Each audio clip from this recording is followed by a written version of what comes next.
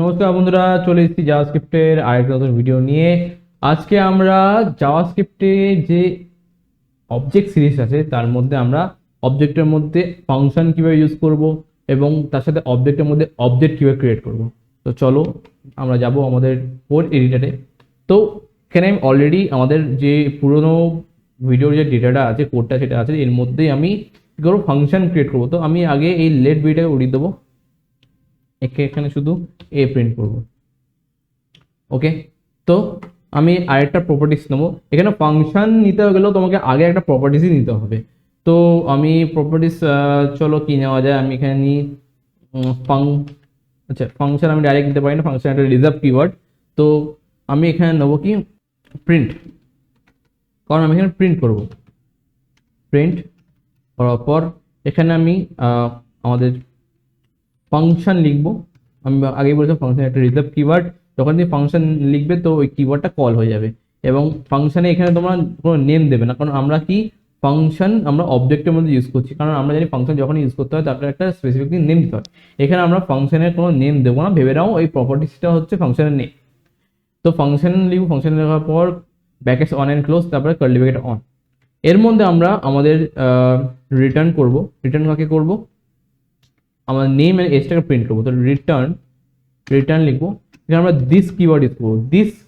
This keyword কখনই use করবো যখন আমরা আমার ফাদার এলিমেন্টের কোনো কিছু প্রিন্ট করতে চাই। তো আমি এখানে আমাদের যে ফাংশনের ফাদার এলিমেন্ট কে আছে, আমার ফাংশনের ফাদার এলিমেন্ট আছে কি এ।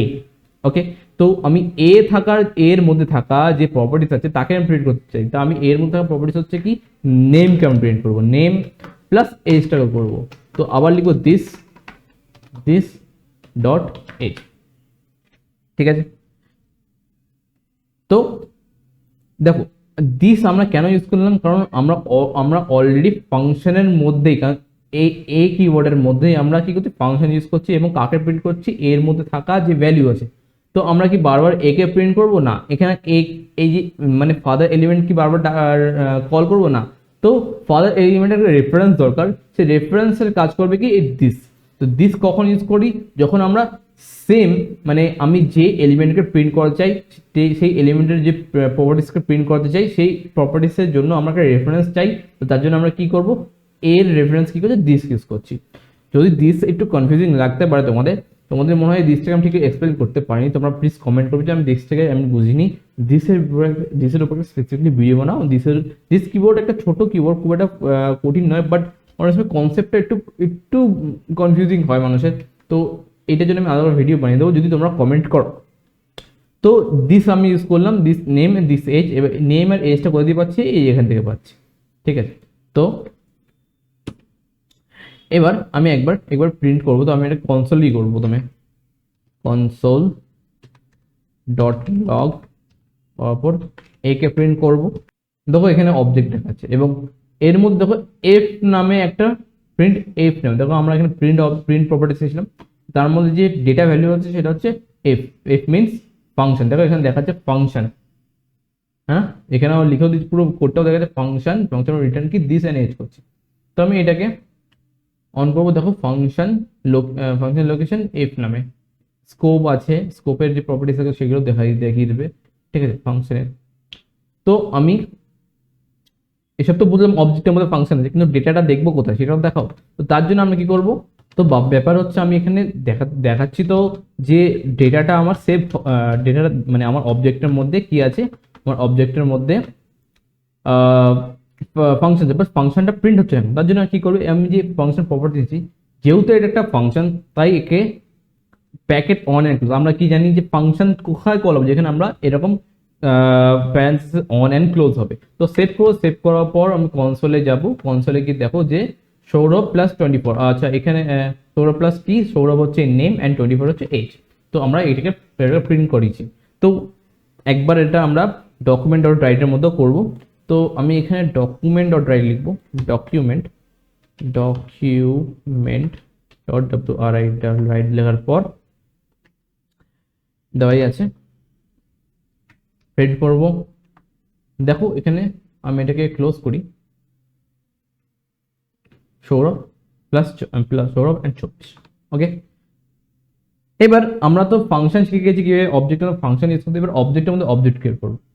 তো কি করব, আমরা এখানে কমা দিয়ে নেক্সট লাইনে যাব, এখানে লিখবো কি, এখানে অবজেক্ট ক্রিয়েট করতে গেলে আগে একটা তোমাদের প্রপার্টিস নিতে হবে। তো আমি এখানে আমি চাই যে আমার লোকেশনটা প্রিন্ট হতো, আমি এখানে লোকেশন দেবো, লোকেশন নামে একটা প্রপার্টিস বানাবো এবং জাস্ট কিছু না আরেকবার কার্লি ব্র্যাকেট অন করবে, তোমার হয়ে গেল ক্রিয়েট অবজেক্টের মধ্যে অবজেক্ট। ওকে, এবার তুমি এখানে কি নাও প্রপার্টিস, প্রপার্টিসের জন্য আমি আমি নিলাম চাও স্টেট নিতে চাই, স্টেট, যেখানে আমি লিখবো কি ওয়েস্ট বেঙ্গল। ওকে, অ্যান্ড কমা দিয়ে নেক্সট নেবো সিটি, CITY সিটি, নেবো কি বারাসাত। ওকে, তো এটাকেও একবার প্রিন্ট করব। তো আমি এ কে সরিয়ে আমি প্রিন্ট করব কি লোকেশন। দেখো তাও হবে না, তাও আমার এখানে কোনো ডেটা আসবে না, কারণ আমি এখানে অবজেক্টের মধ্যে অবজেক্টই কল করেছি অ্যাকচুয়ালি। দেখো এটা কিন্তু যদি নর্মাল ডেটা হতো তাহলে কিন্তু ডেটা তোমার চলে আসতো, কারণ আমরা জানি একবার অবজেক্ট কল করার পর তার যদি প্রপার্টিস লিখি তাহলে সঙ্গে সঙ্গে তার ডেটা প্রিন্ট করে দেয়, কিন্তু আমরা অবজেক্টের মধ্যে আরেকবার অবজেক্টকে লিখেছি। এবার যদি অবজেক্টের মধ্যে যদি আমি ডট দিয়ে তার উপর প্রপার্টিস কল করি, যে আমি এখানে সিটি দিতে চাই, সিটি, তো দেখো বারাসাত লেখা চলে আসছে, হ্যাঁ না, সিটি নেমটা চলে আসছে। আমি এখানে স্টেটও দিই তো স্টেটে চলে আসবে, রাইট। তো অবজেক্টের মধ্যে অবজেক্ট নিতে গেলে একটা একটা প্রপার্টিস তোমাদের নিতেই হবে, এবং প্রপার্টিসের মধ্যে তুমি যদি অবজেক্ট ক্রিয়েট করবো তো তাকে যদি প্রিন্ট করতে দাও তাহলে তোমাকে অবজেক্টের মধ্যে অবজেক্টের প্রপার্টিস নিয়ে তার যে প্রপার্টিস তাকেও প্রিন্ট করাতে হবে, একটু কনফিউজিং, ঠিক আছে। এবং শুধু তাই নয়, এর মধ্যেও তুমি আবার একটা প্রপার্টি নিতে চাও, অ্যাড, অ্যাড লিখে এর মধ্যে তুমি অ্যাড দিতে পারো। এখানেও লিখবো আমি, চলো নিতে চাই হ্যালো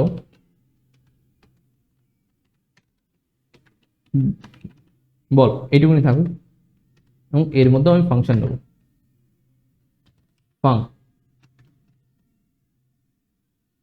ফাংশন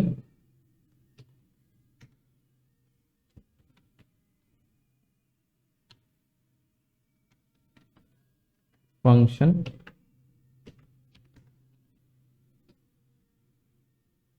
এর মধ্যে রিটার্ন রিটার্ন রিটার্ন করো, চলো এখানে রিটার্ন করে দিই সৌরভ, শুধু সৌরভ থাক, সৌরভ ধর, রিটার্ন সৌরভ ধর। ওকে, আমি এবার কি করব, এই ফাংশনটা প্রথমে ফাংশনটাকে প্রিন্ট করব। তো আমি এখানে লিখবো fun ফাং, ঠিক আছে, অন এন্ড ক্লোজ। দেখো